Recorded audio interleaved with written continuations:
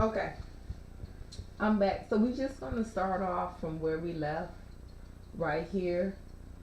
The other video was just me kind of ranting on we need laws for black women. So with this one, it says here it was believed that both women were given drugs and overdose. Police said in Thursday press release, adding that the group had gathered at a residence in the 8600 block of Olympic Boulevard. So there could be other victims, is what they think. But the LAPD's West Bureau homicide detectives are investigating the case. The three suspects was tracked down and arrested with the assistance of the LAPD, FBI Fugitive Task Force, and Metropolitan Division.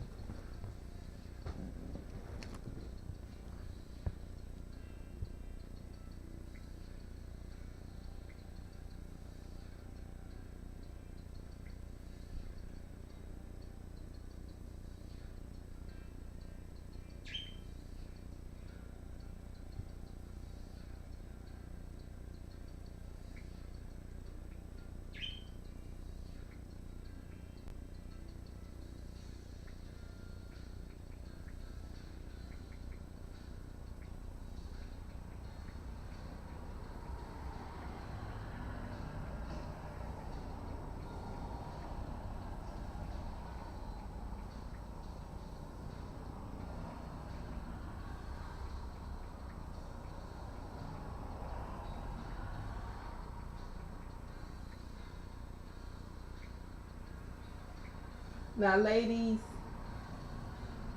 try not to get frustrated when things don't go our way, because we'll be surprised who's behind the scenes. It be people working behind the scenes. Call the internet company and tell them to. I had somebody call the internet company on me while I was working online and told them people to cut off my internet. They was calling as if they were me though.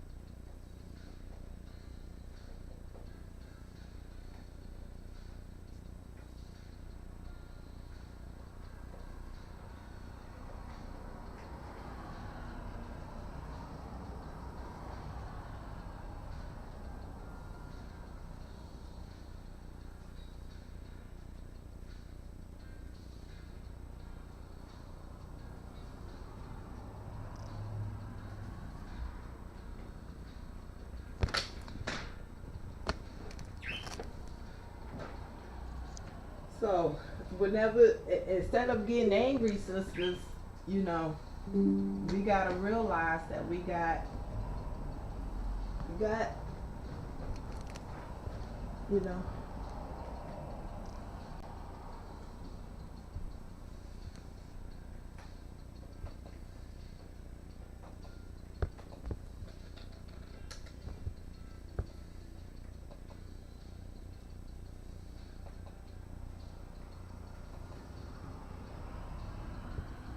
I don't know if that'll help or not, but it doesn't. Is it? It's not where I'm at though. It's not showing that guy. Should be showing. Let's wait and see if it'll update.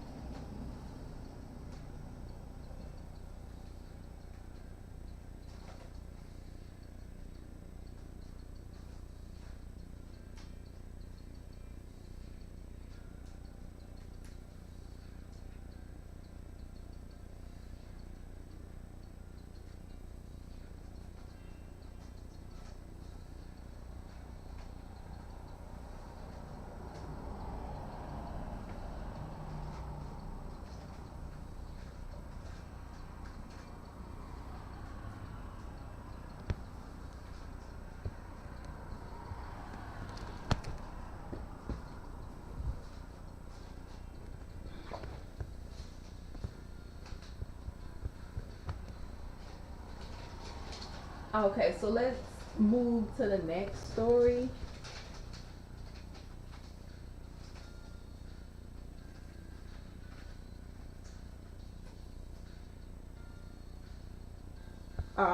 So right here, Salvation Army is having a problem with donations.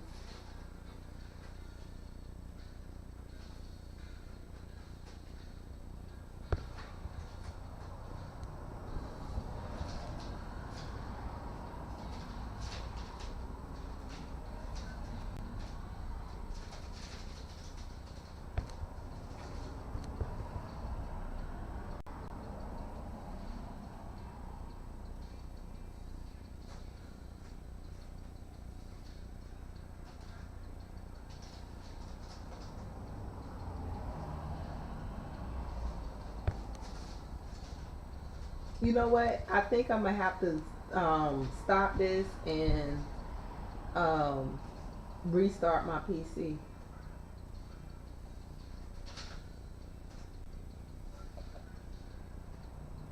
because it's not showing my screen.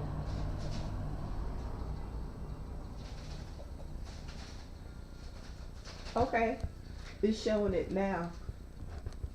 Let me step away to the ladies' room real quick. I'll be right back. I'm just gonna turn the music up, the elevator music.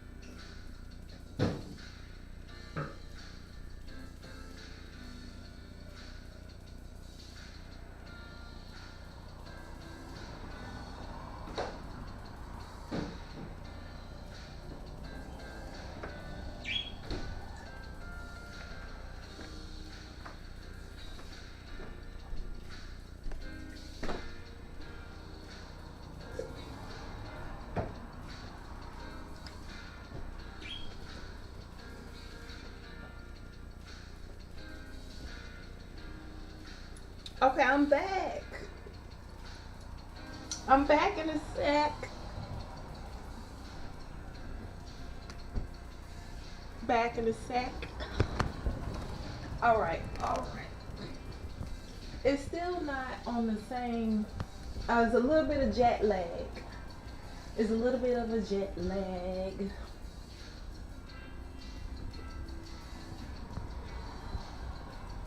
So Salvation Army is not getting any donations nor volunteer hours. But let's see if it'll tell us. It says after disastrous release of anti-racism guide. Okay, let's see what they're talking about, y'all.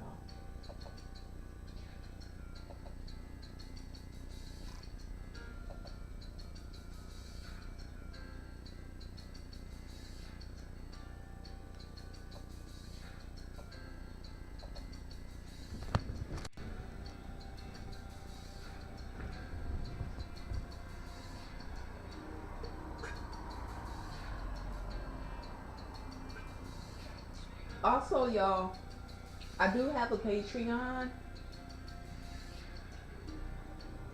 So I'm gonna put my videos. My first videos that I did was a little if I didn't do it, it just wasn't gonna get done. So I did it without my hair done, looking presentable. Because I don't necessarily want to have a channel that you can't see who's talking. It just seems awkward. But I did the armchair acting yesterday. Was it 2 days ago? So that's what I look like. Like my head is not done. I mean, I can show y'all what I look like. Let me do that tomorrow. Let me see something. Yeah, this stream is not working. I'm gonna have to restart it. But I tell you what, I'm gonna do this tomorrow, and I'm gonna try to put my face on the screen because I kind of do feel like it's a little awkward that you can't see me.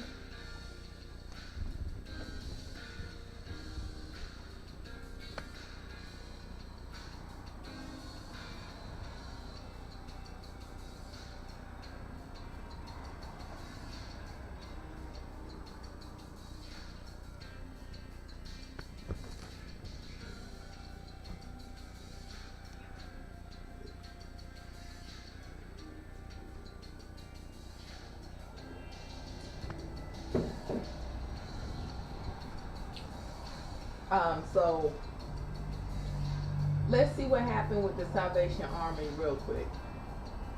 Salvation Army chapters across the country are reporting massive shortage in volunteer hours and toy donations just weeks after the charity distribute a controversial guide calling on white people to confront their racist attitudes.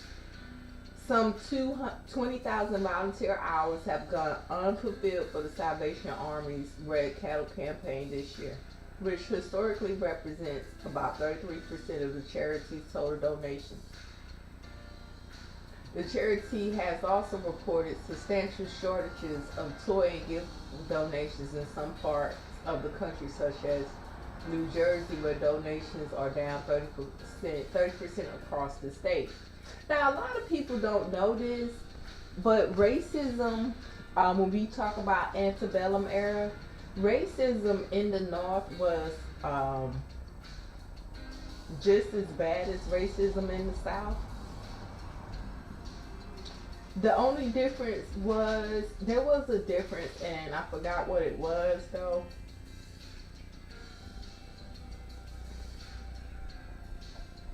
I think that it was more behind the scenes in the North, whereas in the South, it was really blatant and open. But in the North, it was a little bit more classy with it, like. So they would,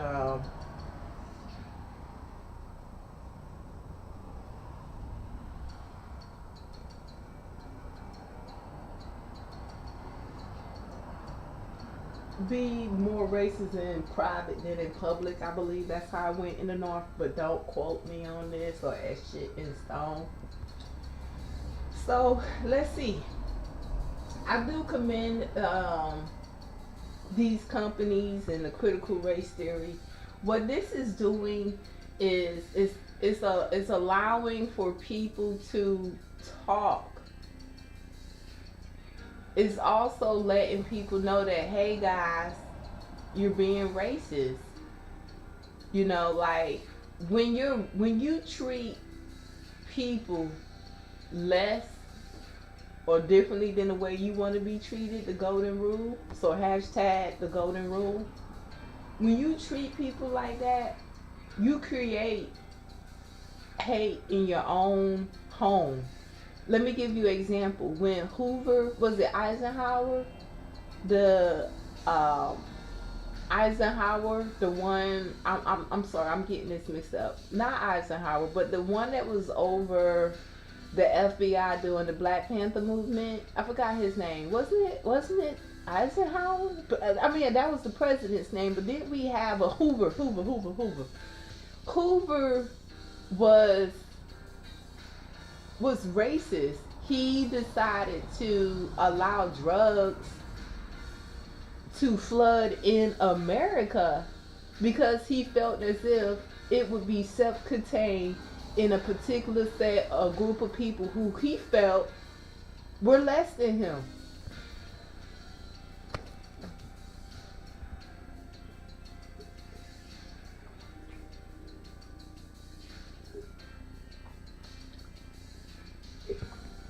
And here we are, decades later, with a very bad drug problem.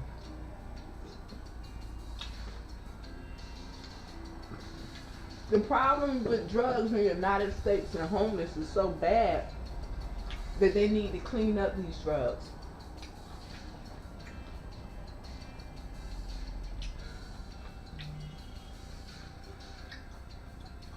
Everybody has a different situation, and some people just can't hang, man. Some people can't hang. It has nothing to do with, oh, these people are weak.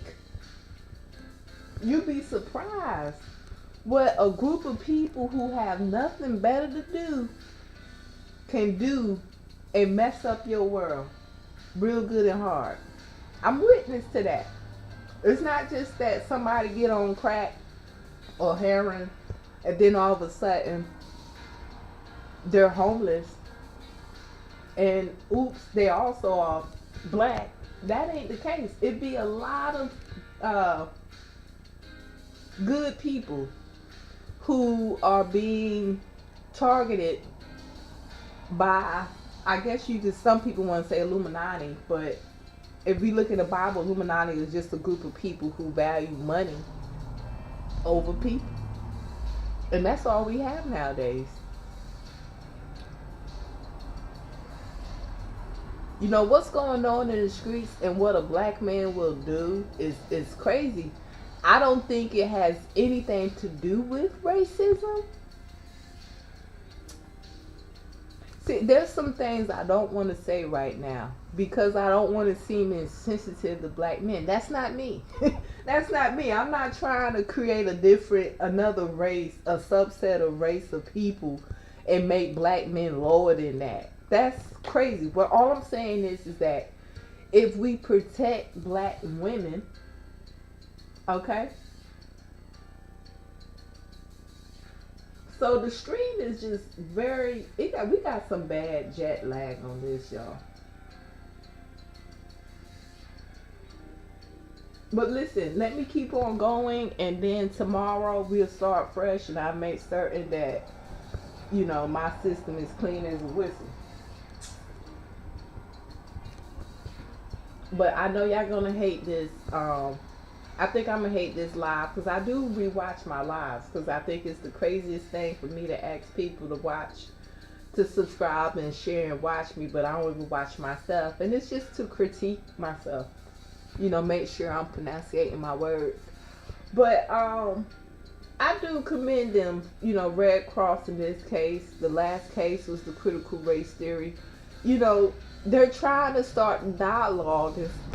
I think what's going on is that instead of making everything out to be a color, because like I said, I have a problem when I see women that are my shade of color and I'm pecan tan or ebony brown, whatever you want to call my color. I'm dark skinned though. I consider myself dark skinned. And when I see women my color and they look like they like was dipped in certain yellow color on their face, like they light skinned or red bone, that seems hurtful. I don't know what that means, but it seems to mean like identity crisis. You're beautiful with your dark skin. It don't matter who's coming to you telling you too dark. You too dark. They just trying to take advantage of you. They just trying to create a subset. Or maybe they don't want somebody your color in whatever the heck that was, whatever movie part. That's fine. I don't have a problem with somebody saying, hey, we prefer to be around people a different shade of color than you. I'm fine with that. Because first thing first, that's the setup. Because I'm not going around no damn body. Definitely nobody talking about my color is not acceptable. Especially if they're born my race. It comes off like they have mental health issues in the worst kind. The worst kind to have. The worst kind of mental health issues, like abandonment type of issue with the identity crisis, just to keep it basic.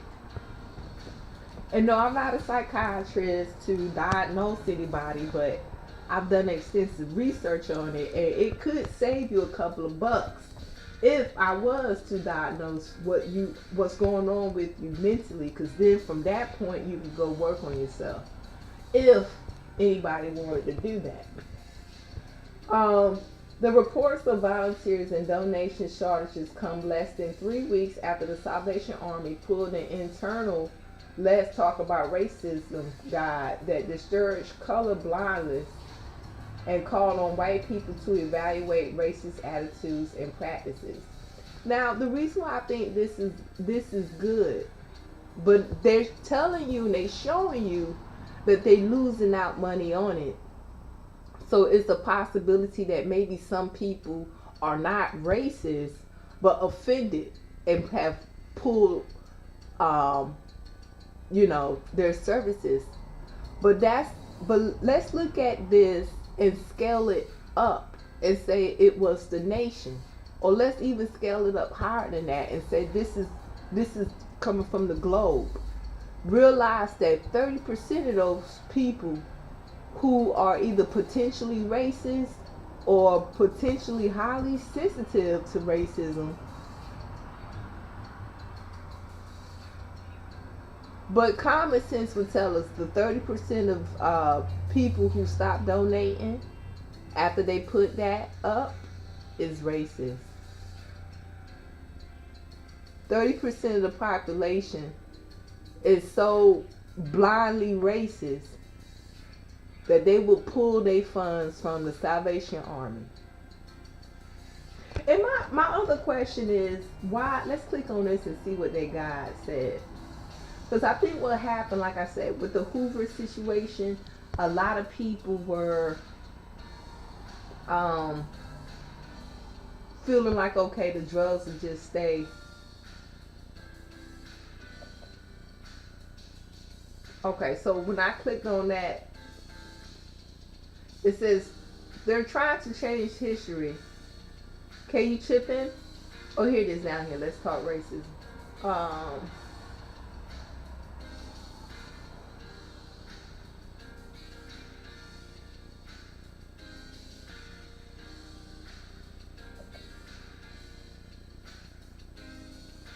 Let's talk about racism. A resource developed to guide the Salvation Army family of gracious discussions about overcoming the damage racism has inflicted upon our world. Discuss guide preamble. The attached document is a voluntary discussion guide from the International Salvation Army. The tool has been provided through the International Social Justice Commission and is designed to stimulate gracious discussion among Salvationists who choose to participate. This discussion guide represents the Salvation Army's desire for internal dialogue. It is not a position or policy statement, and it does not replace, supersede, or act as an addendum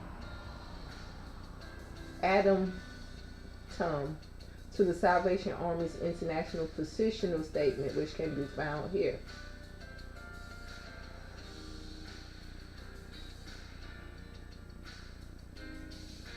The Salvation Army International Position Statement, this is 60 pages long, so evidently I can't read it. I can, but let's see what they're saying right here real quick. It says the belief that races have distinctive cultural characteristics determined by hereditary factors, and that this endows some races with the intrinsic superiority over others. Racism also referred to as political or social programs built on the belief. The use of the term race itself is contested, but is generally used to refer to a distinct group sharing common ethnicity, national origin, descent, and skin color. Race and racism, however, were born of sinful human design and have no basis in science or biblical thought. The Salvation Army denounces racism in all forms.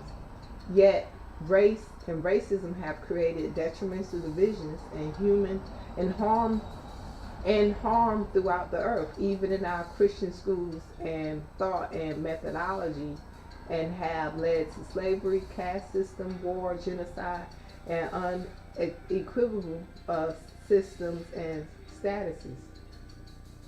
So it says, why does Salvation Army need to talk about racism? A major component of Salvation Army's international mission statement is to preach the gospel of Jesus Christ and to meet human needs in the name without discrimination.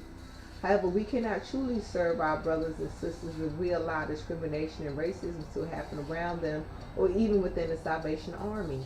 Our international position statement reads, the Salvation Army acknowledges with regret that Salvationists have sometimes shared in sins of racism and conform to economic, organizational, social pressures that perpetuate racism, and challenges us to fight against racism. As Salvationists and Christians, we are called to stand against any form of sin or oppression, and racism is no different.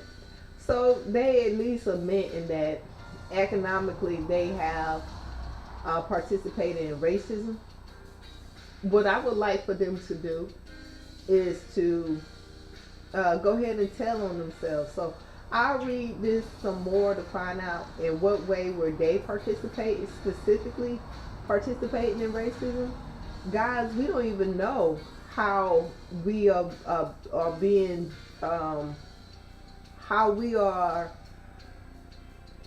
how we are subjected to racism. We don't even really understand it. They would have to tell us. But for me personally, I don't necessarily feel like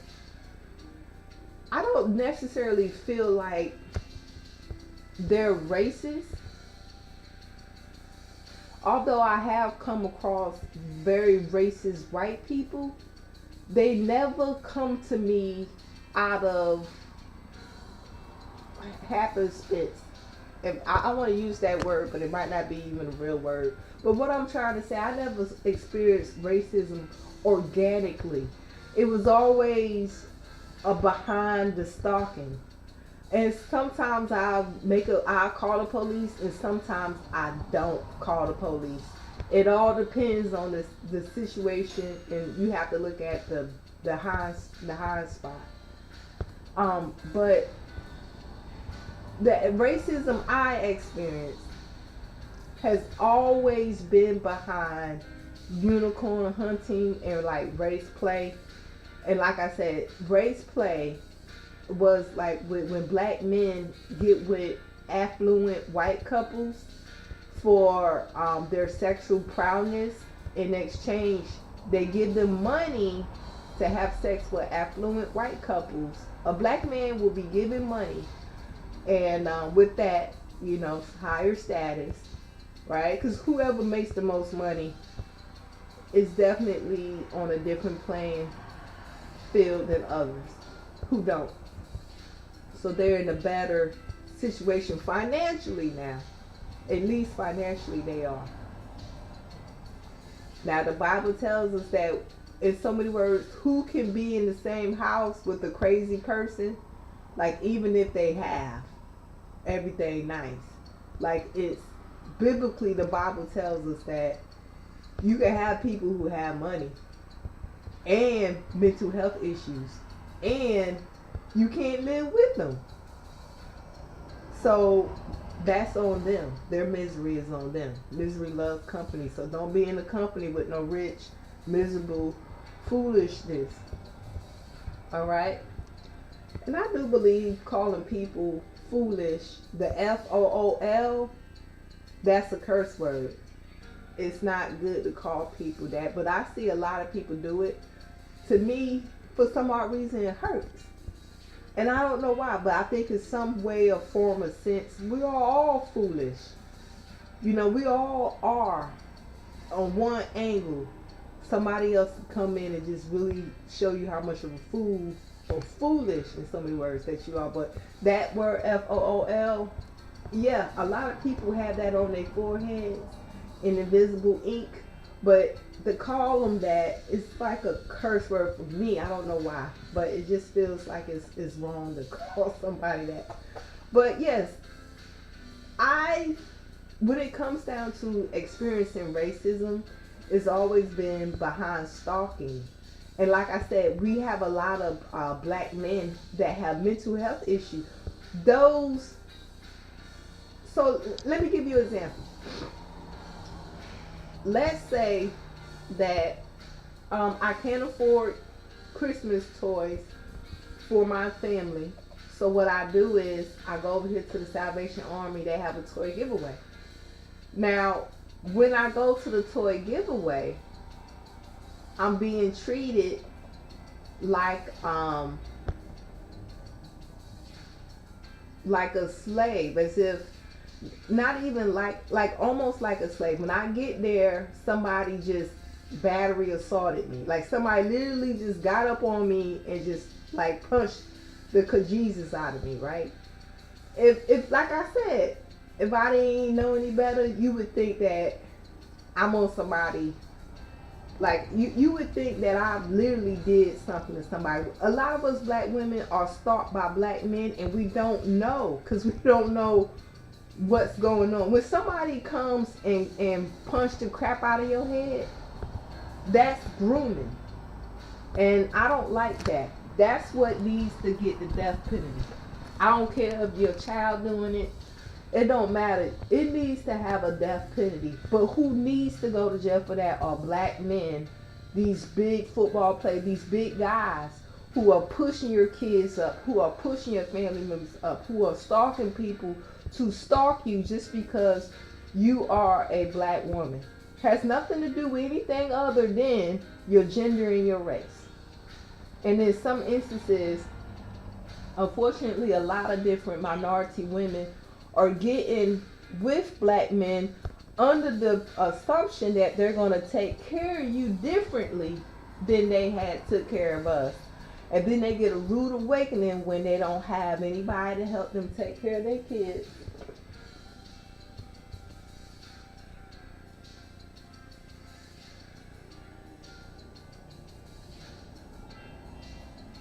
Well, I'm a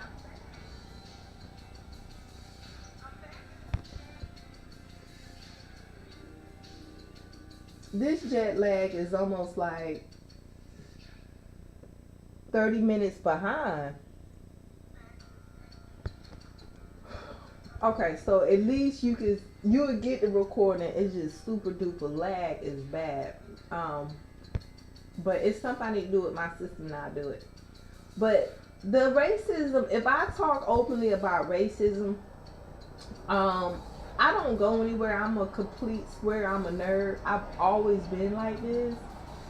For me, I don't want to go somewhere and people don't like me. You know what I'm saying? Like, you looking at me and you feel like you need to go and do all that. I don't want to go there. Evidently, this is not this is not normal. This is crazy. Like, who gets up in the morning? It's like, okay, you see her, go be mean to her, go be nasty to her. I don't go around that. So that's first thing first. I'm very selective to where I go. It's not like you can catch me over here at work and everybody just be mean to her. Everybody call her an N-word. You're not going to catch me at work at a brick and mortar because I work virtually from home. Right? So if I do go somewhere, it's obvious that, okay, hold on, let me change that song to the stalking. The stalking.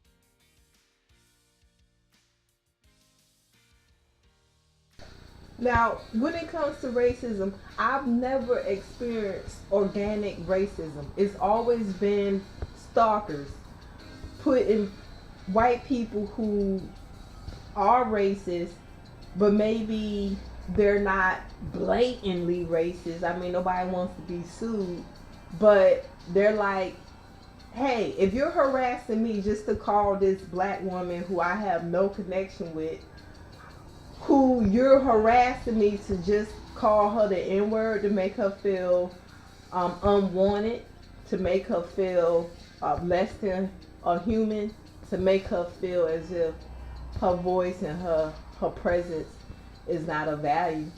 Why do I care? If that means you're going to leave me alone, I mean, who cares? All y'all need to be, who knows what they're thinking when they experience guys who's harassing them to put women from their community in a worse headspace than they already are. So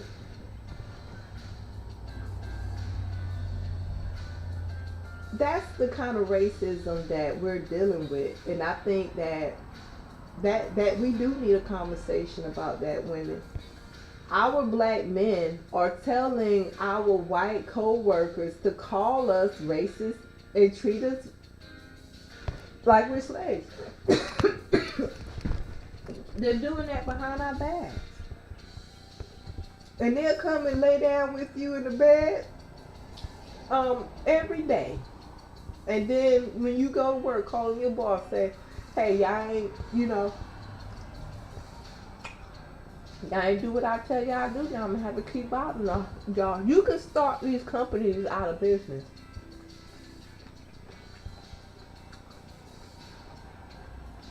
And the only thing we can do, sisters, is realize what we're dealing with.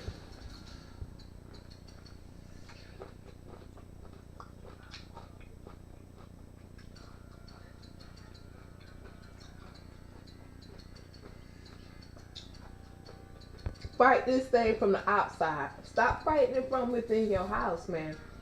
If they wanna, another thing they doing is, whenever you leave your home, your neighbors could be stalked to notify said stalkers that you left. Or the stalker could be in an abandoned house or somewhere in the woods, or even have some kind of device to where they know when you left.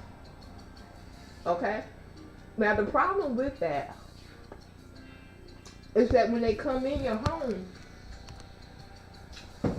they can put stuff on your pillow sheets where you lay. They can put eavesdropping devices in your home. They got different kind of eavesdropping devices. They have some that, excuse me, I'm chewing.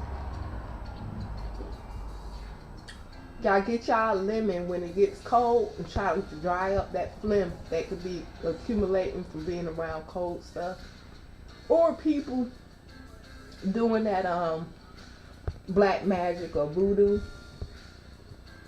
They can get stuff from your trash, and although it may not necessarily bother you, it's just that it's like that one more needle on the haystack. Not only are they calling you out your name at work because this guy who comes and eat from your table and need money, asking you for money, he's calling your job and telling them to fire you or harass you, make you feel differently, bad, make you feel like you're not of importance. Why they treat me like this? They must don't need me here at this job.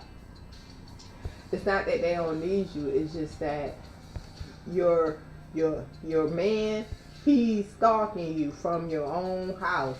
That's the worst kind of stalk. And nobody ever understand what goes into the mind of the black men that's stalking.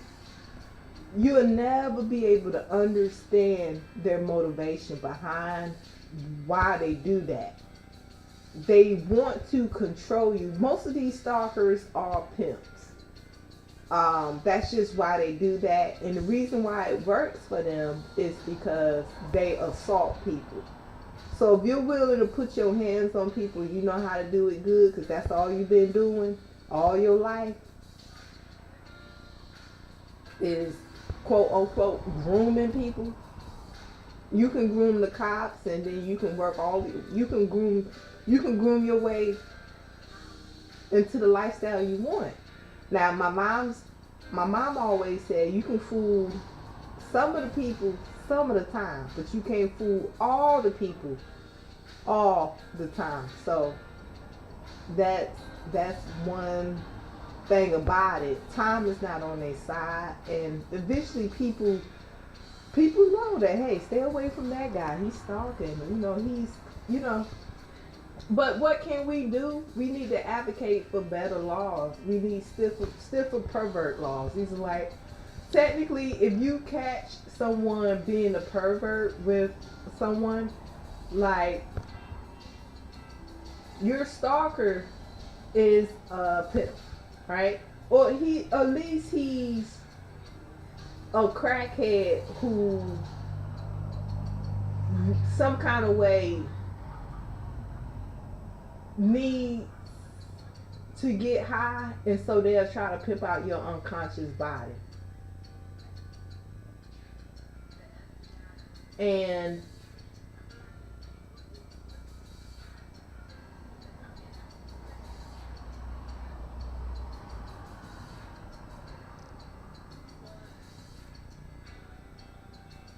it's very unfortunate. It's very unfortunate.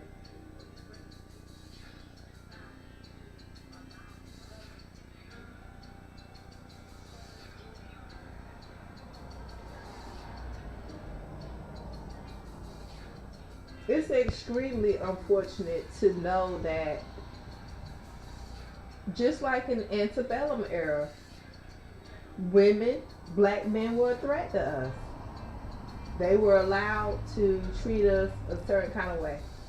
And we see this unfolds now as the Salvation Army and critical race theory was trying to say, hey, if we let y'all disrespect black women because you used to do that in antebellum era.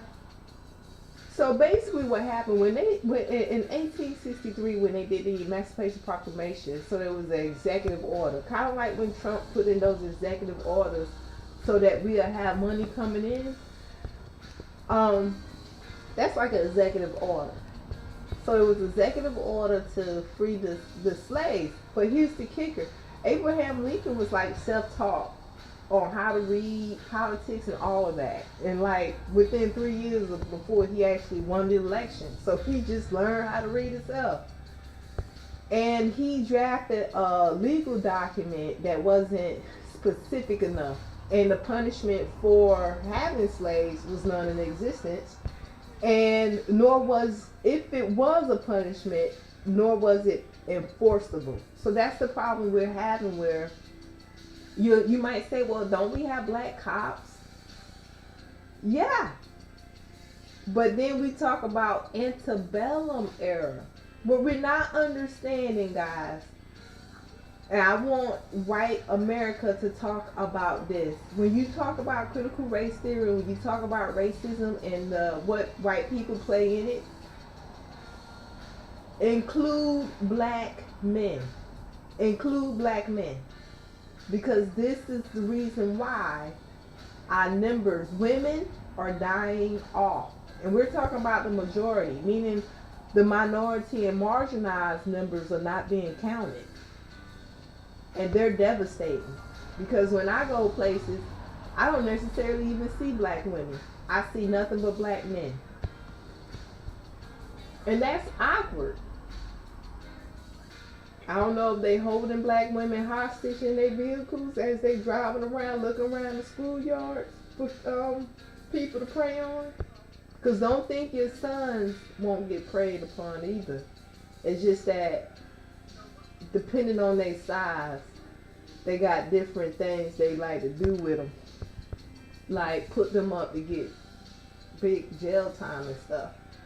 But I think white people, we need to talk about the crisis with black men. Because they're trying to create a sub-race. And they want women to be in a lower class than them. You find me a black man out here who's willing to accumulate wealth and split it with her, and I shake his hand.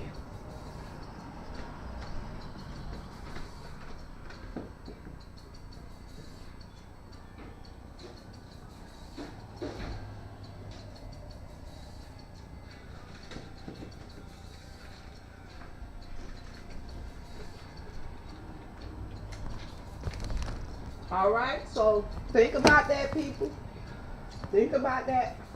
You got black men out here like, the black men know they're the ones committing all these violent crimes. Look at Sam Little, whatever his name was. Killed almost 100 women. And only served like 7 years, I think.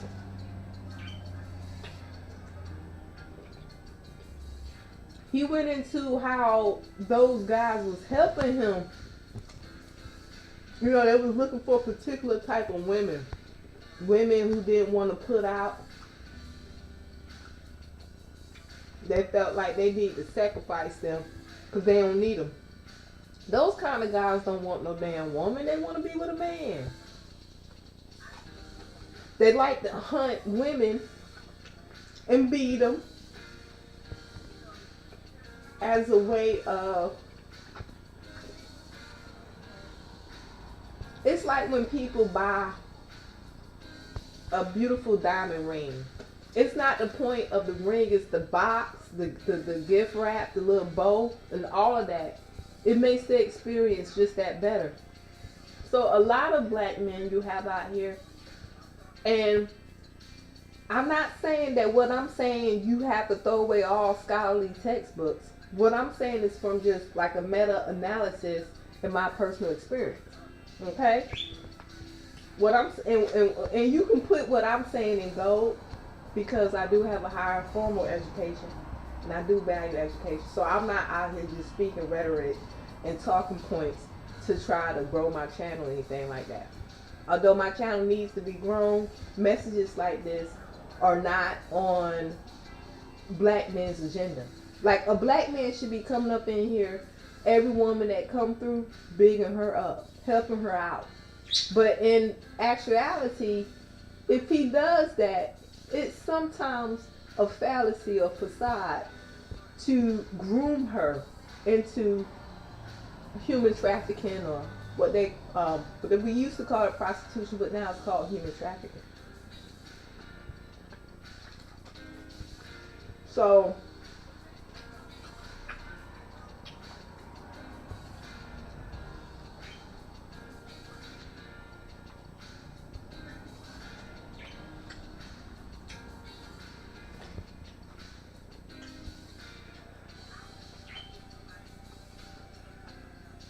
but these black men, ladies, they don't want you.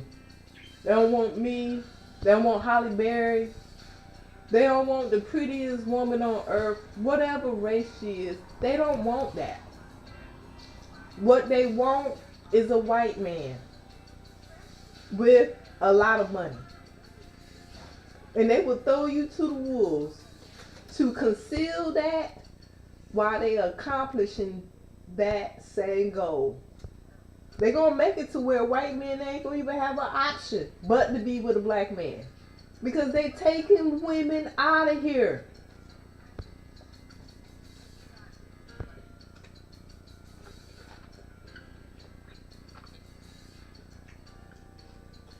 And I don't know what we can do, because it's hard to date someone when you have a stalker.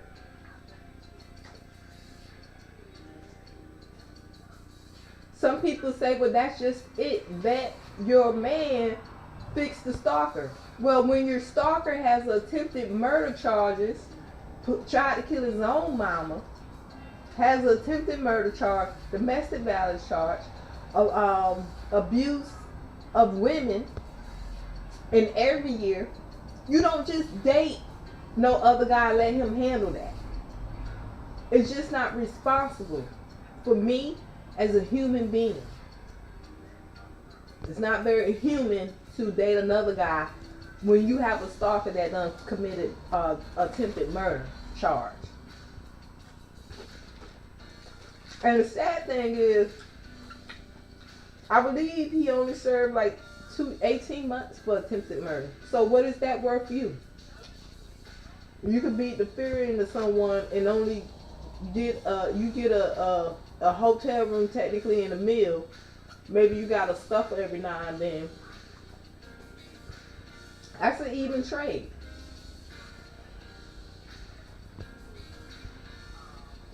And then the pervert laws. You could technically molest somebody and get like 18 months. Like nothing. You keep. It depends on what it's worth for you.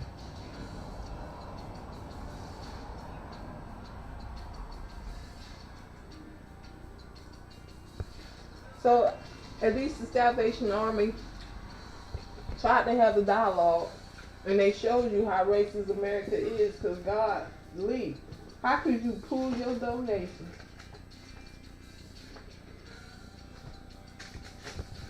for this? For them just saying that we need to talk about economics and racism. But like I said, me personally, when it comes to, and this is complex, and I would love to break it down and simplify it, but the racism I experienced was the stalker, and I know how I get stalked. And just imagine if you had a company being stalked like this, you will not. And they will leave you alone. All you gotta do is call this girl an N-word. We see she about to interview with you. When she go through the interview, call her an N-word. Look at her like she just, disgusting. Like how she looks at me. So ladies, be careful with your mental health, because there are people out here who are in the business of taking advantage of you. And that includes everything. Socks, toenails, split ends, all that is all game. It's all game. But if you thinking for a second, ladies, that these men are putting their hands on you because they want to have sex, so he gotta punch you out and throw you up against the TV and rob you because he wants to have sex? His sex has nothing to do with it. That's all gaslight. That's all to throw you off the scent of, I know this ain't no crackhead. He just wanted to have sex. So he went across your head, and you was unconscious, and now you're thinking that maybe he had sex with you unconsciously. He could have been poking anything in you to make a mold out of your VJ, just to fix him up one, because he goes that way. Any man that'll put his hands on a woman goes the other way. Ladies, be aware. Be aware. You're dating a bisexual man, and a lot of these guys are not bisexual by choice. They're bisexual out of means of economics. So I don't know what that means to you ladies. That he'll put his hands on you. But yes, racism is like a ruse that these, in my neck of the woods, and from the meta-analysis that I've done in my personal experience, this racism is a ruse used by black men to try to gain black women trust. 'Cause think about it. Think about it. If I was a guy or a girl, and I was into girls and small frame guys that I could manhandle, right? And let's say I just want to go over their house and put some drugs in their seasonings so that they won't know the bull that I'm doing. They won't be deceived because they're going to be altered psychologically by the drugs I gave them. And when I get up in there, I'm like, hey, let me bring you something to eat. I'm a cook, but I don't even come. But when I get there, I don't have nothing but these drugs I'm about to put in their season. So I'm like, well, let me see what you already have. Maybe you can use some of this. Well, let me see what kind of seasons you have first. I can go to the store at least afford that. Now they talking weird, like they can't afford stuff.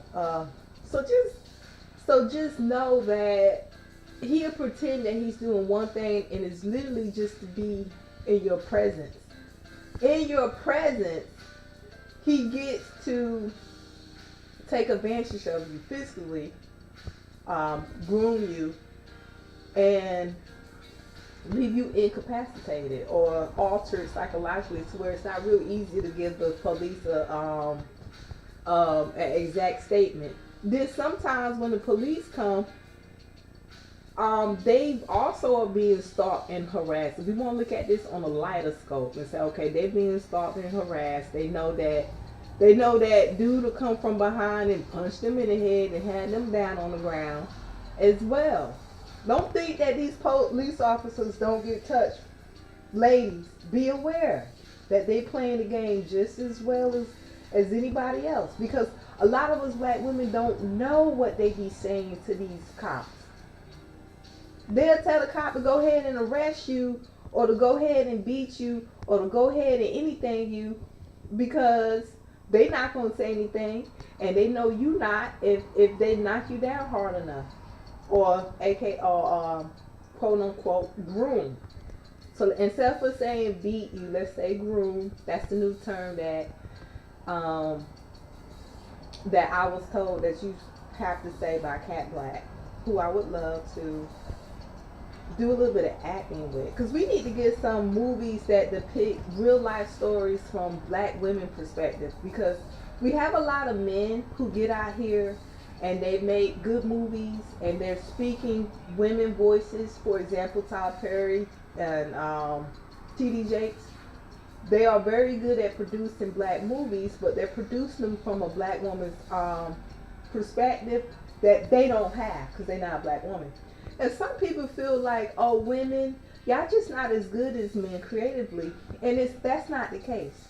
When you're groomed to be a certain kind of way, that's the case. And that's why we need to just take it step by step and start depicting these true stories of black women perspective. And it's not about being funny no more, ladies.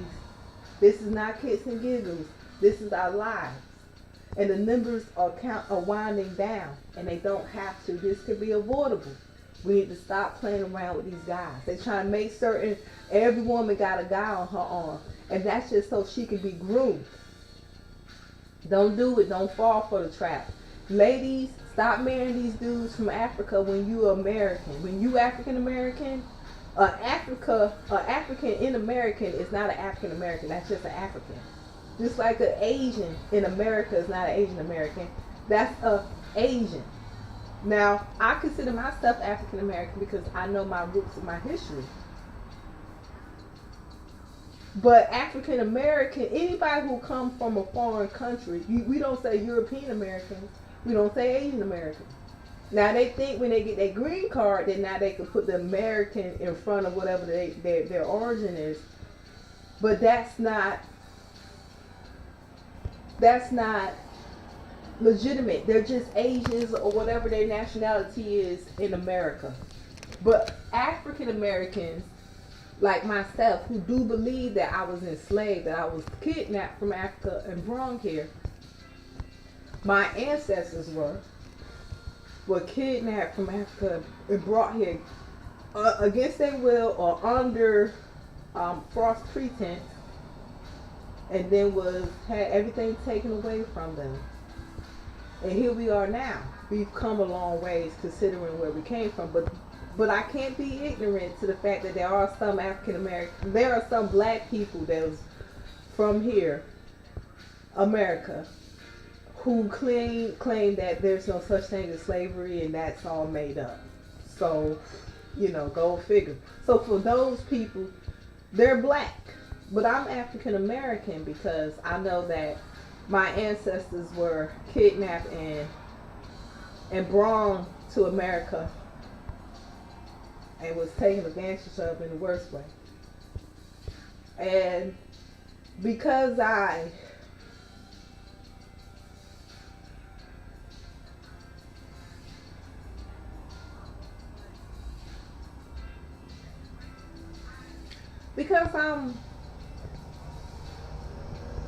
hurt and dumbfounded by the stuff that people told us over the ages, stuff like genetically, we're different. Like if you take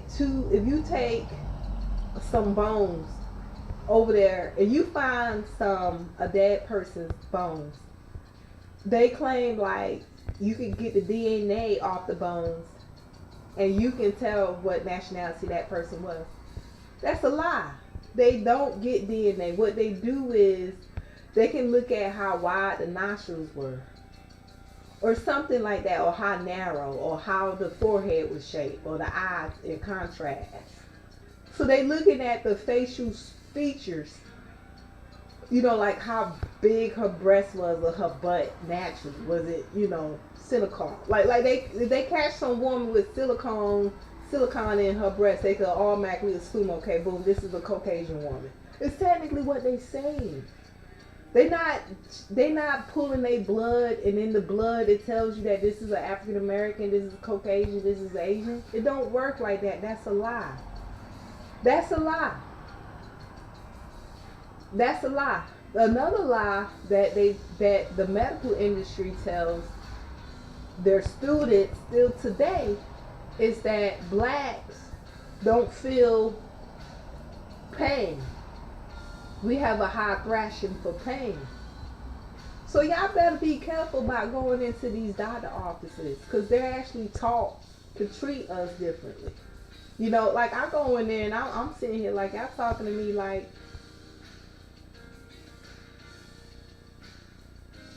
you just wasting time in the office so you can make your $200 an hour, or however much. Or if you divide $200 into 15 minutes, how many 15 minutes do we have an hour? 4. So they just, it feel like they just eating up the clock for 15 minutes so they can make their $50. And sometimes when they talking to you, it look like they can't remember what they even said, what the diagnosis was. They're not gonna write it down. They don't even care. They just ask you the next time you come in there, as if they're wasting time. And for some odd reason, before I realized that this person was a stalker, because when they're around me, let me tell you how the stalker act. When the stalker is around you, he's acting as if he's a goody two shoes, like he's an angel, like he'll never say anything negative about you.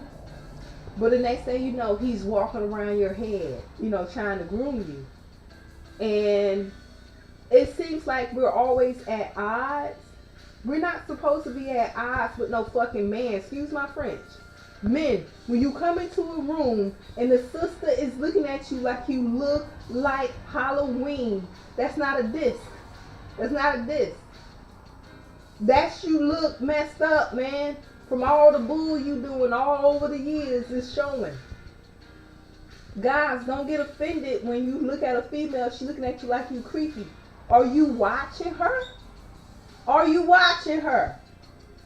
And she's not supposed to feel creeped out about around you, even though she don't know who you are and don't know where your stalking devices are.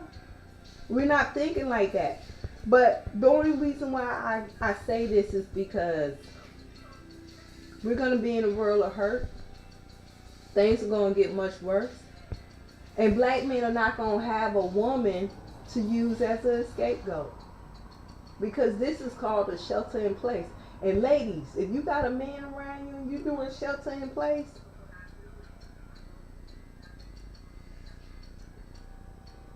your life is in danger. Your life is in danger with a black man around you. Especially if he has given you the vibes of, okay, this dude will do something to me. Alright, so because my YouTube is messing up and I'm kind of going on a tangent with this, I was just trying to explain that the racism I experienced never felt like it was organic racism. It always felt like it was this stalker stalking people to harass me. That's what it always felt like.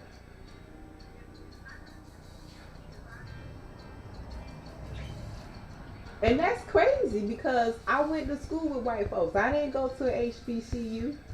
I didn't go to a black college. I was told, excuse my French, by white people that when I was growing up in elementary school, because I always wanted to go to college, I was told, hey, you need to think twice about going to colleges that's supposed to cater to just black people. Reason being is because this is the United States and we're not supposed to be separating each other like that. You definitely don't want to go anywhere where you're separated educationally like that. And I was just told that all they do is party.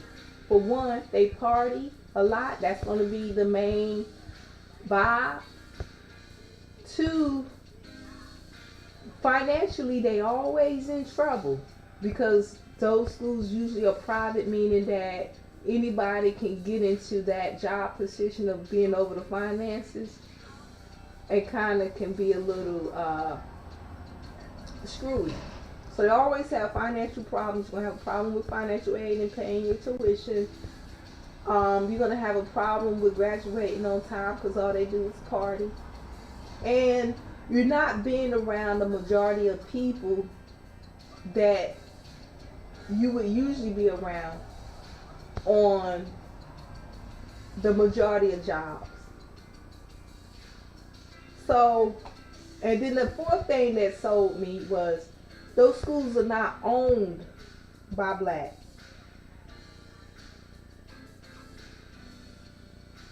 Those schools should be owned by blacks, but when you are given the option of money so you can go sit down somewhere and you don't have to deal with the headache of whatever kind of headache you have being over HBCU, oh well. But I lived on campus and I went to school a lot of years, y'all. I have a master's degree. So I went to school a lot of years. And none of them was HBCUs. I never felt racism. It was, whenever I did, it was always the stalker. They would tell me, they were like, who's that guy? He told us to essentially stalk you, to call you racist names. That black man right there, and I didn't know who the heck that was. They would put on stuff on their face, or they could take drugs and make their face look different. So I didn't know who these guys was, but they lurking around my college room, my class schedule, because I thought that this person would not do me. Like, how do you lay in the bed with a woman and then you go stalk her? Like, guys, stalking is a mental health crisis. It's worse than gangrene. It is worse than herpes.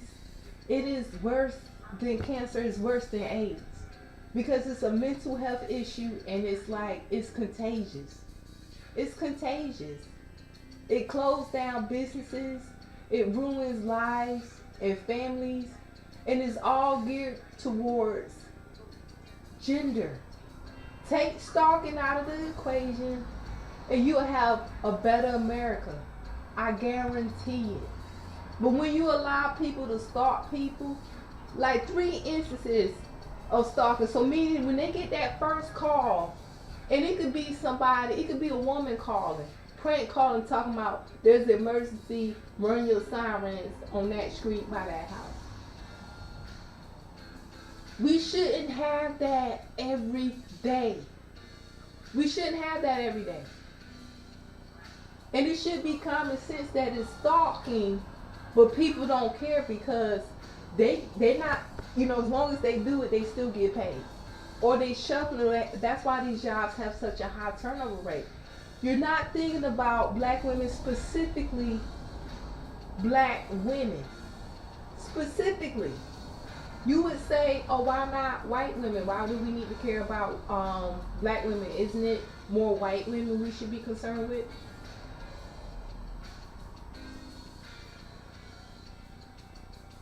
Hell no. Hell no. White women tend to be a part of that race play. You have a lot of white women that are hypersexual, and they seem to be raised to be hypersexual or to conduct themselves a little differently when it comes down to human trafficking, if that makes sense. What I'm trying to say is, the reason why you shouldn't be concerned with white women is because you always are. You should be concerned with black women because we need a change. Because as we can see, when you say, hey, let's protect the protected class, and the class that's not protected, you shouldn't have been born that way, or born in that neighborhood, or born in that zip code, is a crop of S-H-I, excuse my French. What happens is just like with the Hoover situation when they thought they could just contain drugs in one area. What they did not recognize is that the Bible tells us that we're supposed to protect the weaker vessel. We are, black women, globally, we are the weaker vessel.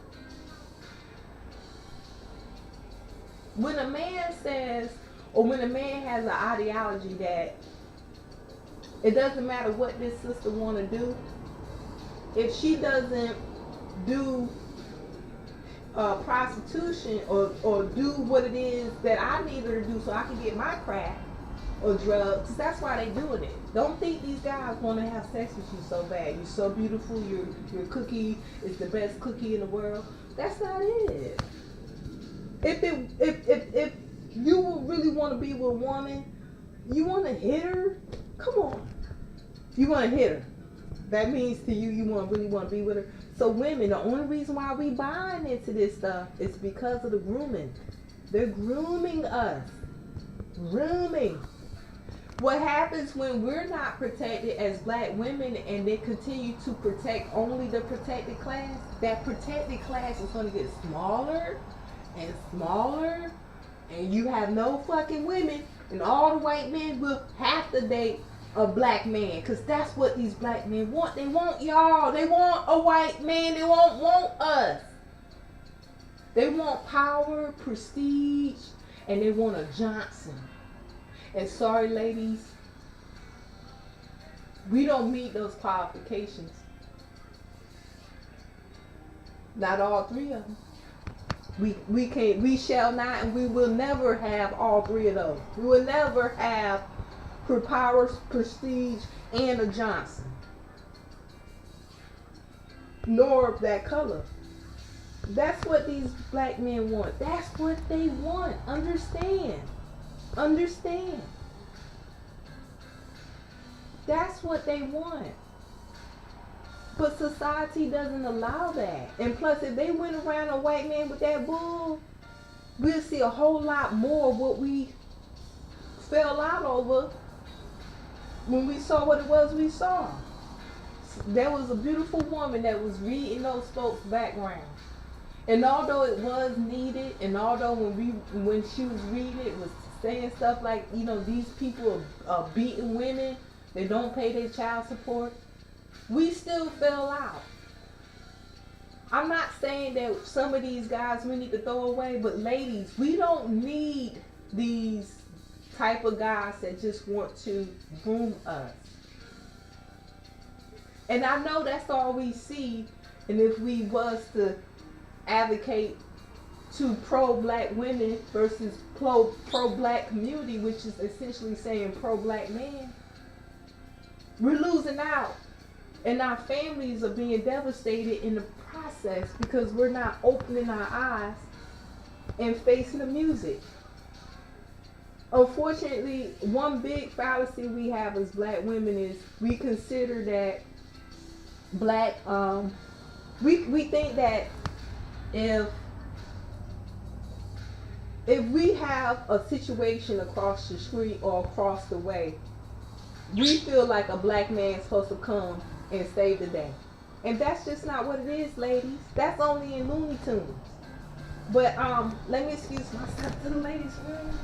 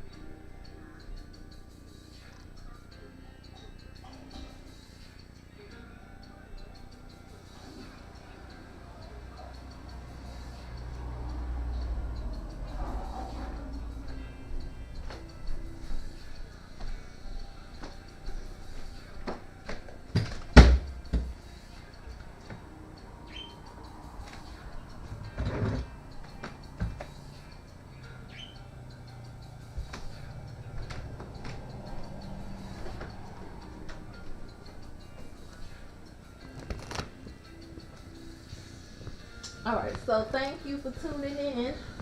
But as I was saying, ladies, we don't we don't have whatever it is we think we have as it pertains to black men. But we have a very sad grooming type of situations, and they're benefiting. They don't care if your kids are in foster care. They don't care if your kids are starving.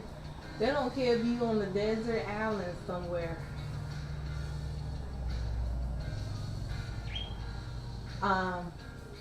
But yes, I'll probably have to read this and see what's going on.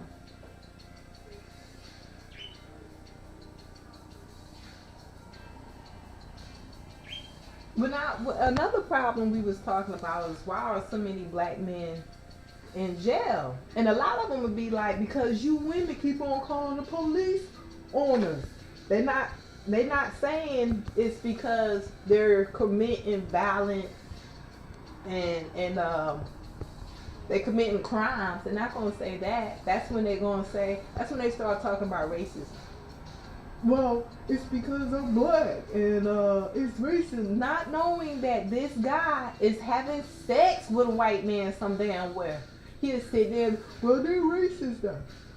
And it's just not okay.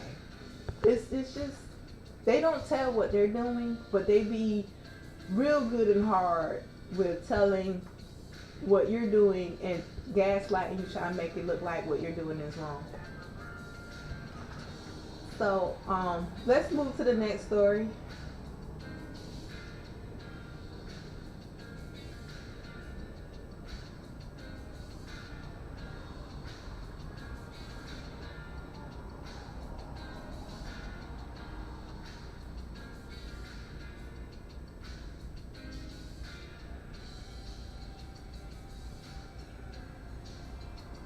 Okay, Tiger Woods suffered multiple leg injuries in single car crash in Southern California. Didn't that happen like months ago? Tiger Woods sustained serious injuries to both of his legs. Y'all want to see what this says? Because I know I was talking y'all to death. Listen, in actuality, I've experienced a lot. I've been stalked for 2 decades and counting. My stalker says it was longer than that. So that goes to show you stalkers don't stop stalking. And I think that there's a way that we can get out of this, but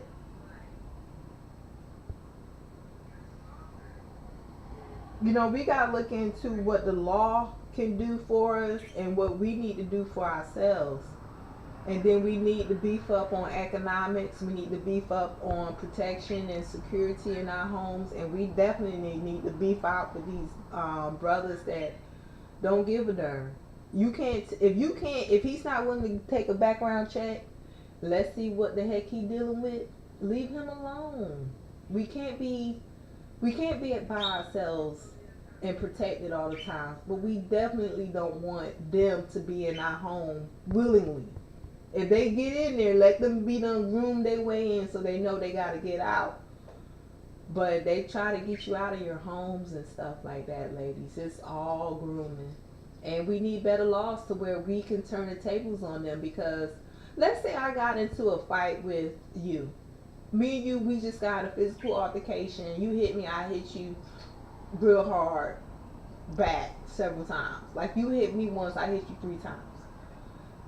And you call the police. Do you know that unless I stay there and admit that I hit you, that nothing will happen to me? And especially if you don't have any bruises. That's for one. For two, let's say I just left, and if you don't have proof that I did anything to you, nothing. So that's what I mean by we need to beef up on these stalking laws. These are they're like slavery laws. It's like the Mann Act, but that specifically states white. We all know that anything specifically stating white in the law goes for all. But we are creating a society that's not real conducive to a Christian holistic lifestyle, because the cars, when they stalk you, they're stalking people on foot. But if they're also drug addicts, they're going to be going to the drug man house and driving around yours, whichever one is close to you, and they'll set someone up in a house close to you. It won't even put you up in no house, but they'll set these guys up in the house and keep their stuff going. Ladies, be aware. Be aware. Be aware that everything they do is just for them, so that they'll have somewhere so they can go into a bat cave. They don't care if that bat cave is covered in feces, just as long as you don't know what they got going on. And literally, that's in all ways. You have a lot of sisters out here with sexually transmitted diseases because the brother don't want her to know what he got. It's not important to him.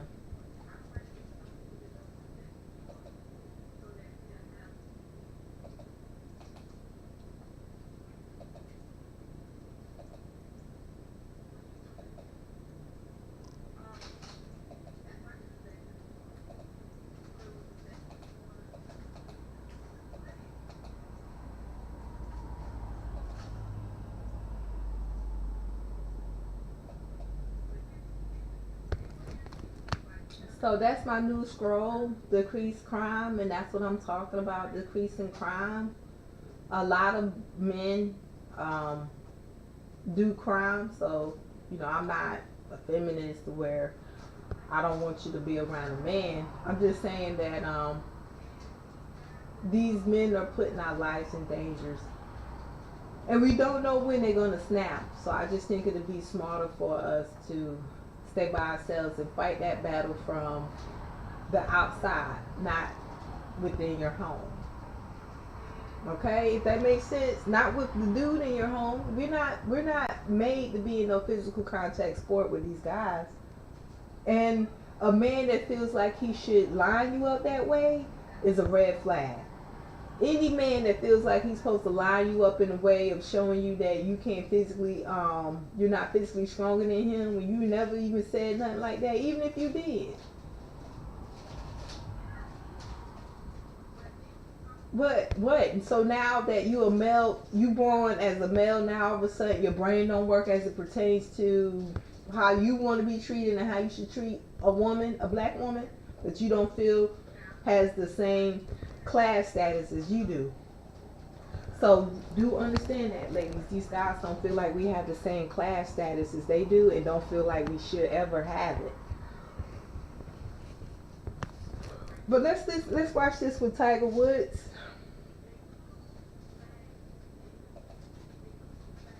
Shocking news, and I think everyone is really just processing it and trying to figure out what it all means. Obviously, I've covered Tiger as a journalist for 25 years, but he's a person, and right now, even as we talk about this story and report it and talk about his legacy and talk about all the things he's done on the golf course and off, you think of him as a dad of those two kids that we've seen at golf courses. We saw them at the Masters when he won in 2019. He's a dad. He's a son, and that's the concern right now. Is Tiger Woods going to be okay? I think most people have now seen the pictures and. Now, when it comes to Tiger Woods, I am manic depressant when it comes to him. I feel like he's not a part of the black community, because when he initially came out in the early 2000s, he said that he was not black, that he was Oriental, something like that. He was Asian because his grandmother is from Asia. But if he would have went back a little farther on his father's side, I'm assuming he should see that his grandmother on his father's side was black. But he totally denied his race and being that color. Like I said, when people do that, that's mental health issues. I'm sorry. Now, those are the best people for white people to be around. That's just like if somebody was white. They looked at white to me and they came around me and they said, I'm not white, I'm black. Well, I mean, that's cute because he's or she is saying that they prefer to be my race, but when I look at them, we all know that it don't work like that. So that was one thing that I said, okay, he's never going to be a part of my black community, my imaginary, invisible black community. He's not a part. He's not a part of that. I say it's imaginary or invisible because the black community I want would be real big on not unicorn hunting, and real big. And unicorn hunting I get from a lot of black women. Black women, we suffer mental health issues as well. The difference is that black men are violent. The difference is that a black man can actually get you and put you up to something that you wouldn't normally do, and make you look like you're the violent one. So that's the difference. Like, black men can do more damage with in the physical realm. Anything else is you just going along with them and listening for the grooming process has, captured you. On the flip side of Tiger Woods, I remember when, after he said that, I said, well, this is what I said to myself. I said, I hope he feels good about himself and I hope he's going to be successful. Because I knew he was doing it for the money. I mean, nobody wants to live on Skid Row and be homeless and smelling like butt all the time. Excuse my French. Most people don't want that. It's only when you see people living like that, it's like out of necessity. It's not because, hey, I just want to be a bum today. No. But I always said to myself, I don't see no black woman getting with him. But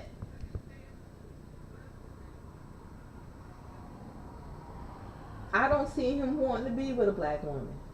I felt like, unfortunately, for the level of success that he needs to have in life, that he wants, he's going to need to have a black woman. The reason being is because the racism that he experiences, we experience that as well. And even worse, because we get it from him and our own kind. And on a continuum.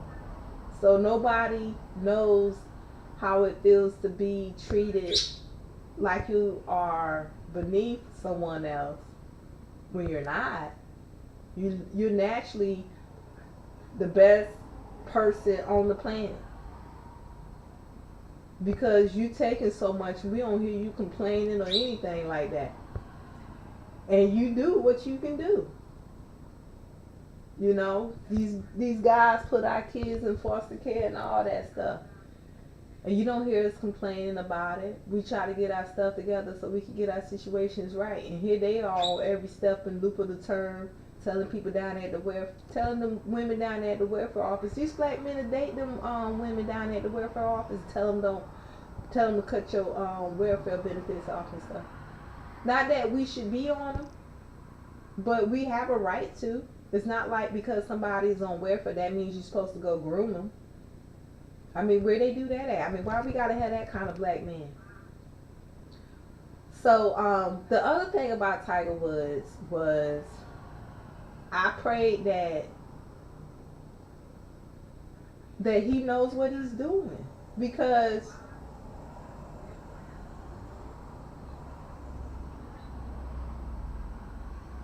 to say that you're not black and then to get with a white woman, I felt like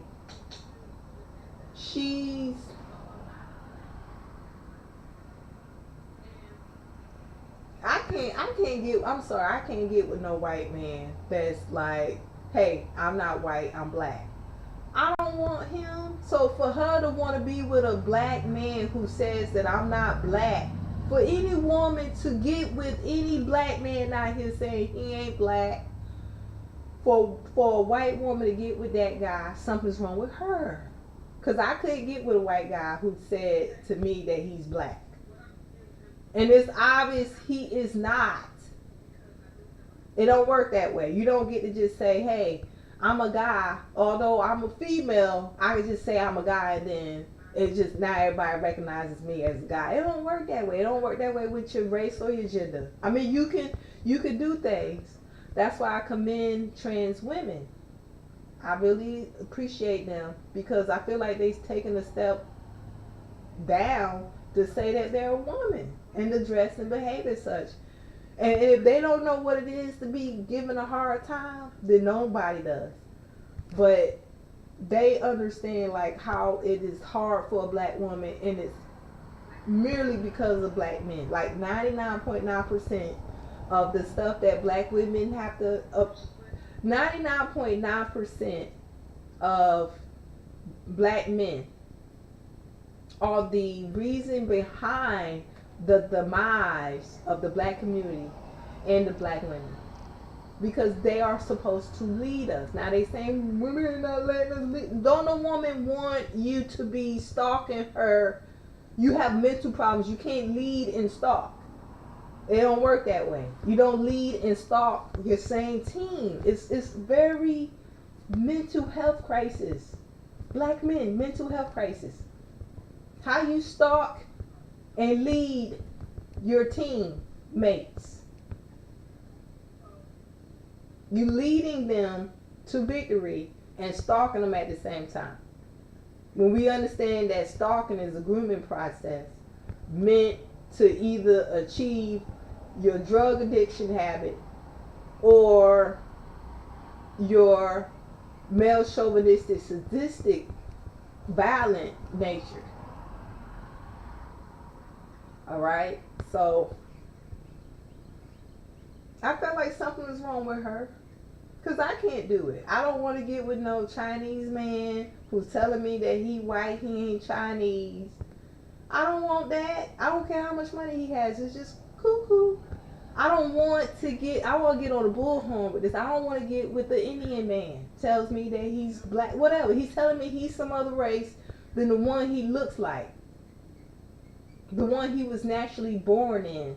He's telling me, understand this. What I physically look like, throw that out the window. I'm blah, blah, blah. I'm polar opposite of what I look like. That's dumb. Why would I want to date him? So, God, they know what they doing. These guys are getting with these girls talking about they not black or they don't like black women. I could never get with a white man who tells me that he don't like white women. Now, if he says it in a way like how I'm saying I have a problem with, I don't have a problem with black men. I'm just saying that we black women need to be aware because our numbers are dwindling. The majority women numbers are dwindling, so I'm assuming ours even worse, 10 times worse. I know they bringing people from Africa over here, but we can always tell those foreigner women. We know they're not American, and everybody else do too. That's not helping our numbers out because they end up with real bad diseases and stuff to where they don't live that long.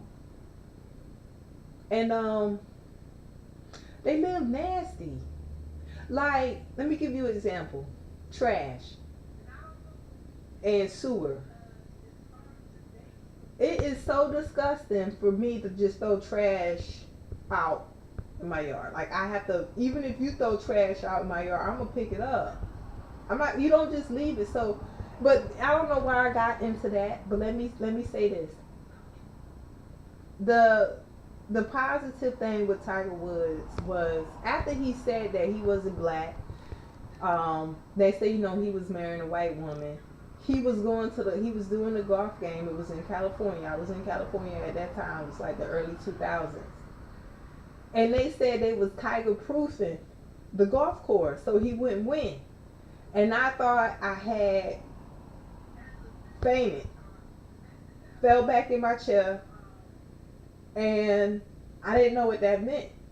Because I said, I just prayed for that man that he know what he's doing. Because he just, of all times, went out there and said, he's not black.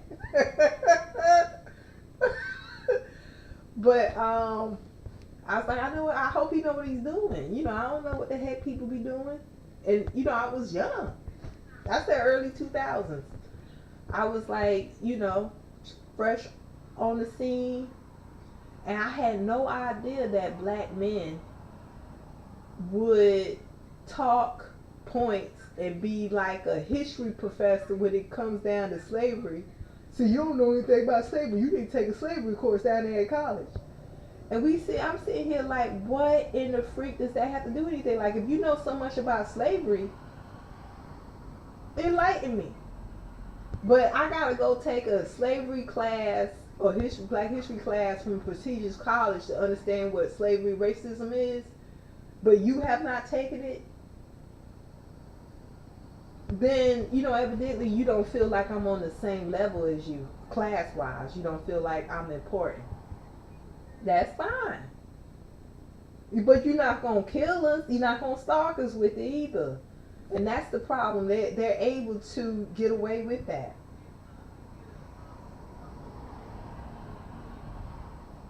But the other thing was when they said they was Tiger proofing it, I felt like they had it in for Tiger.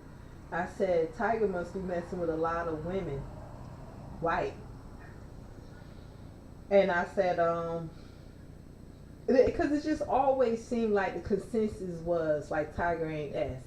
It just seemed like although he, people was coming out here, I endorse him. I endorse him. He had endorses coming out the YU.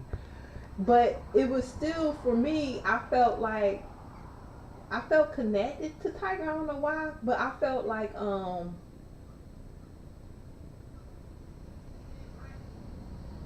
they didn't like him. Like he was doing something that made them not like him. And let me tell you what happened, guys. I was around this guy, and I didn't like him. And one of his friends told me to get out of here. And I said, what you talking about? Well, they wasn't his friend, but they was like, look, they said, get out of here because we don't like him around women. I said, the first time I heard that, I didn't do anything with that information. I kept with that guy, and that's like a 20-year stalker. Ladies, if a man tell you that your man, they don't like him around women, that's a red flag. Don't question it. Get your exit strategy together. That means that this guy is into taking advantage of women, and they will take our lives. Don't hesitate on these guys. They'll take our lives. It's nothing to them. It's like an adventure. It's like a part of the hunt for crack, for whatever drug they're addicted to. And something so small, you can watch these crack on YouTube. They have these documentaries where people, kind of look at people that are on crack real bad and see like what it's like to be around and what they do. And they'll tell you they don't know why something so small has such a hold on them. It should be humanly impossible. But the little piece of that drug is almost like the same size as a pituitary gland in our brains that regulates our internal temperature, like our internal endocrine system. So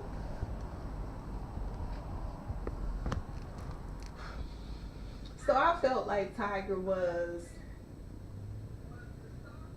when they did the Tiger proofing thing, they Tiger proofed the golf course, I fell out.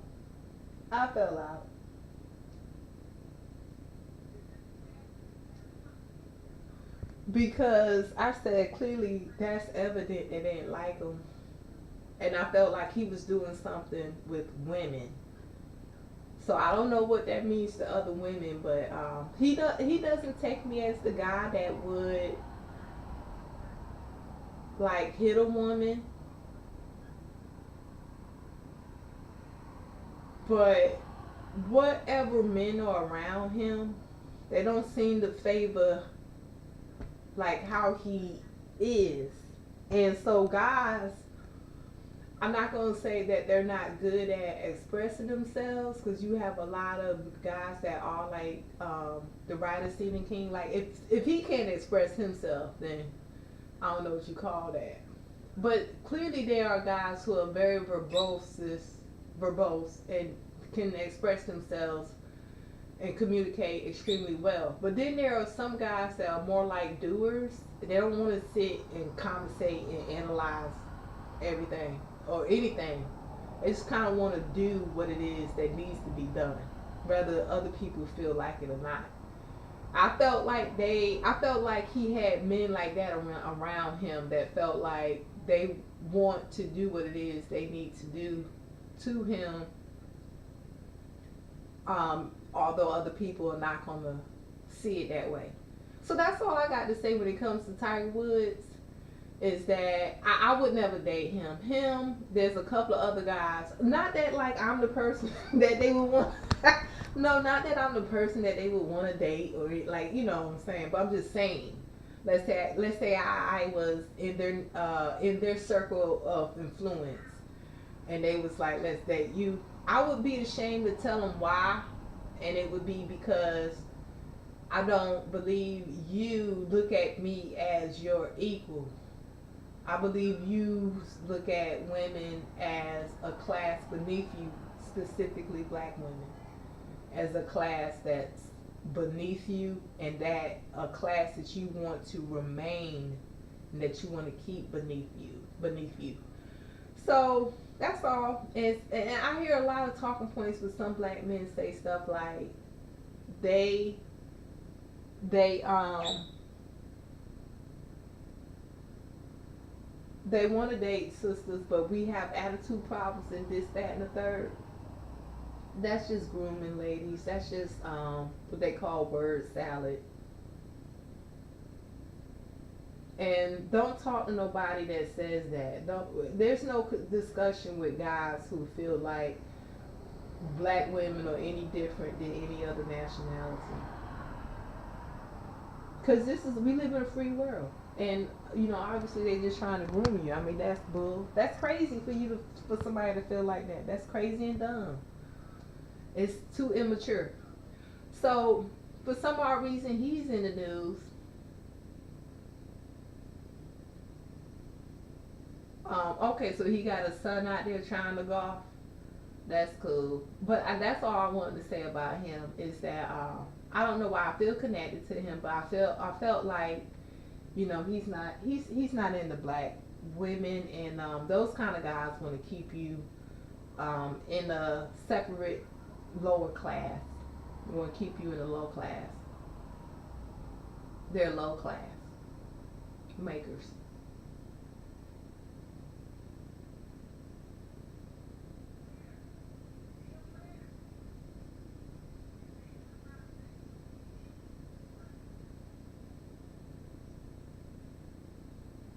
So she got a home video with racial slurs. It was a black woman who they suspended for being cranky with her coworkers. But I haven't looked into what she said.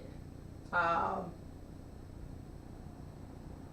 don't know who's in this woman's life, but if she had my stalker, if she knew what kind of stalking they was doing, I'm not even going to be mad at her. Because I know that it's very unfortunate, but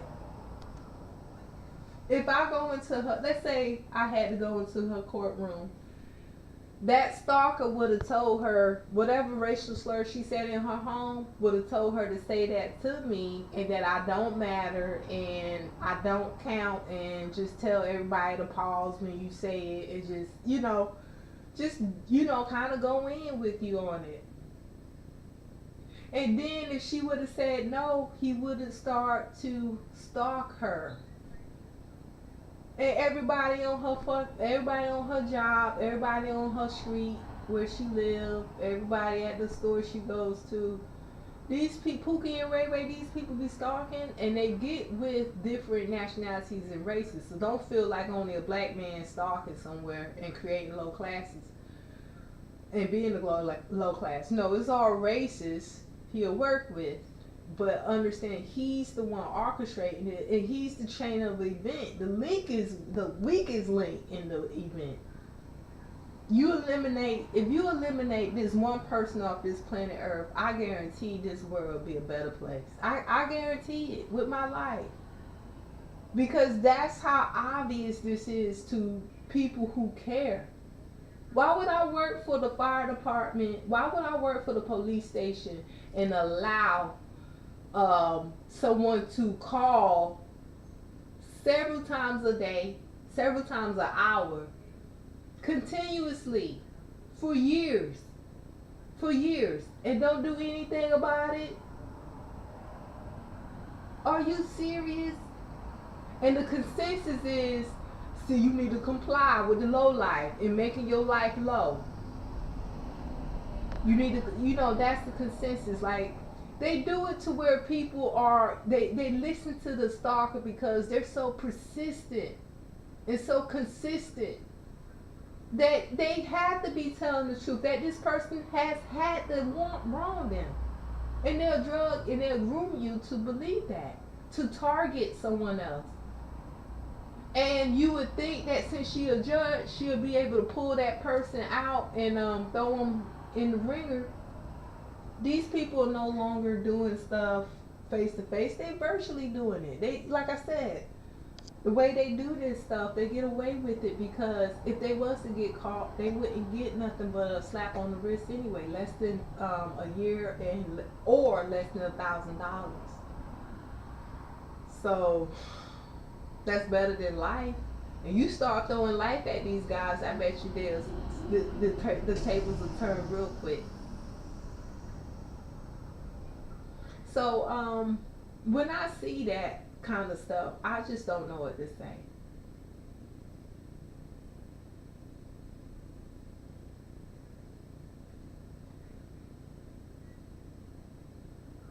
So it says that she repeatedly using racial slurs following a burglary attempt. What did she say? That's an N word. That's an N word. You know, like I said, I don't know where we should go with this, but a sister was a judge and they suspended her for not getting along with her coworkers, and on a case she posed someone else allegedly in other cases and contacting people. So I guess on those grounds right there, that's bad, but they can leave out the part where she wasn't getting along with her co-workers. Essentially that's what it said. But like I said, I don't know where to go with this. We need to have a conversation about the black man. He don't want her. He don't want me. He don't want to see her with no title. He don't want to see women with a stalker has mental health issues. And they want everybody to be a lower life than theirs. And you can't get any lower than a life than theirs. Exactly. So you talking about somebody with time, and then you got these guys that's helping them out. These black athletes, these black professional athletes, these black celebrities, and these black singers and rappers. I'm talking about the black elites that are Pookie and Ray Ray-ish and Keisha-ish. Those people are a threat to society, but it seems like they can't make it up in ranks unless they're a threat and a menace to society. How come they keep on producing these rappers and singers that are pushing vice industries, drugs and prostitution and rape and robbery? Cut that out. They don't need to be funded for that. What you should do when you fund that kind of stuff, you're creating less power for the black community. And you're telling them it's okay to annihilate your own people that look like you. The problem with doing that is that once they're done with us, they're going to just move over to y'all side and start taking y'all out. How come you see so many professional blacks, elites with race other than their own when they marry? They're going to bring that other race down and everybody that they help them get with or whatever, however that works. So like I said, I don't know what to say about this, but this is something that we need to talk about.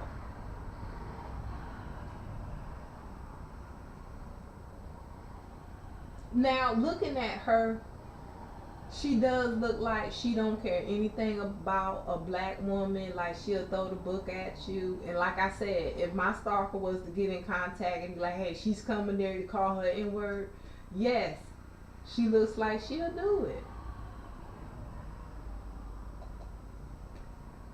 Looking at her in her eyes, I would not work under her. I would quit. I would rather be homeless. And she's able to live under that, you know, she's able to live that way. Very fortunate for her, but not so fortunate for the low class that they are designed to create. That's like how she's designed.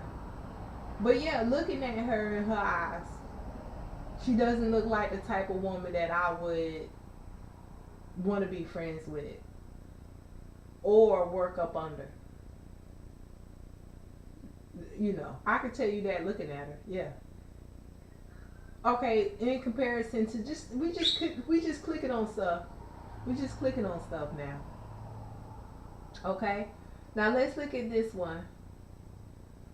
A Bernard. Oh, I think that's the college that's women's only. I could be wrong, but I wanted to go there. Final guilty plea stemming from the stabbing death of Barnard freshman Tessa Majors. In court today, Rashawn Weaver admitted to second-degree murder, saying that he stabbed Majors in the chest several times. He's now 16, but was just 14 at the time of the crime. He was charged as an adult, so his sentence will be 14 years to life. Two other boys who were 13 and 14 at the time of the murder previously pleaded guilty.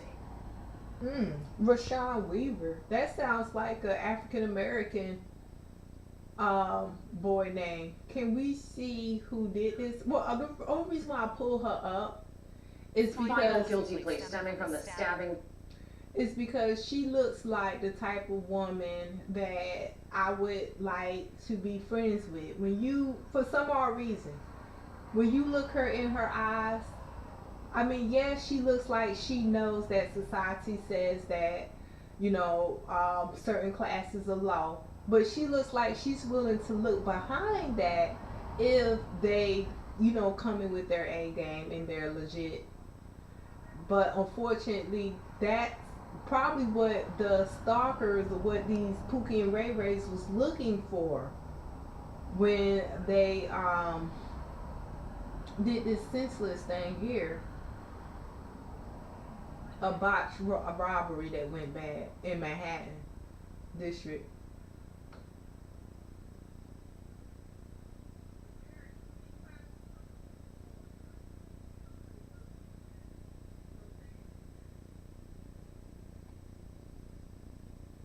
Um, 14 years to life.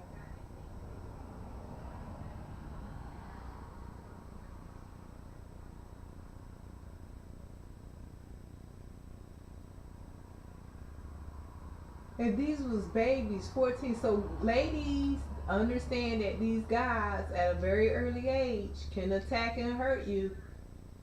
I was wondering if we can see. Oh, so it was a black kid.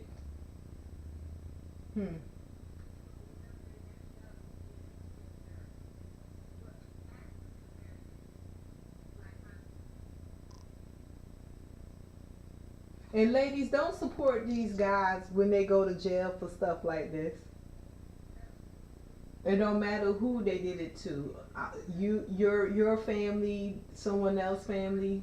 That's just very wrong to support anybody who's doing stuff like this. I know what you're saying, that they could be lying on them because racism. But what do you do when they admit it? Okay. So I've been screaming for about 2 hours.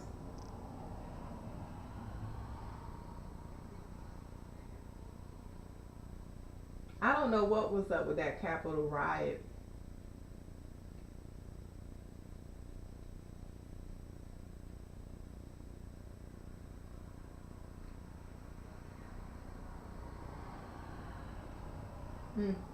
Let's see what happened with this one.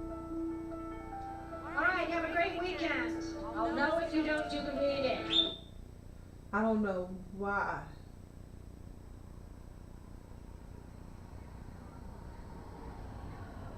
We read that one last week, but what happened with this one?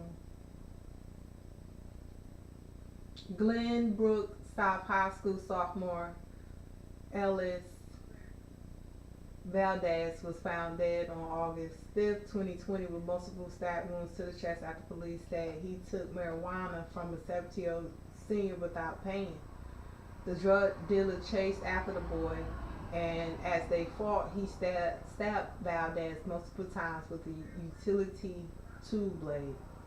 On Monday, Cook County Judge Stephen Bernstein ordered the 17-year-old senior name not to be published because he's a minor, but said he was disappointed in the young man's choice. I see a kid like you who has two parents concerned with his welfare. You're a bright kid with a bright future. I don't think you're a murderer, but you killed this child and you have to live with that for the rest of your life.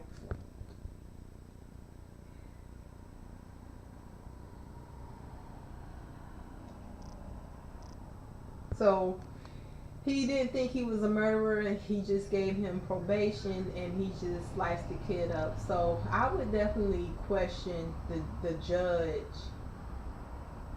Why would the judge not sentence him? So yeah, I would definitely. The family should definitely push for a better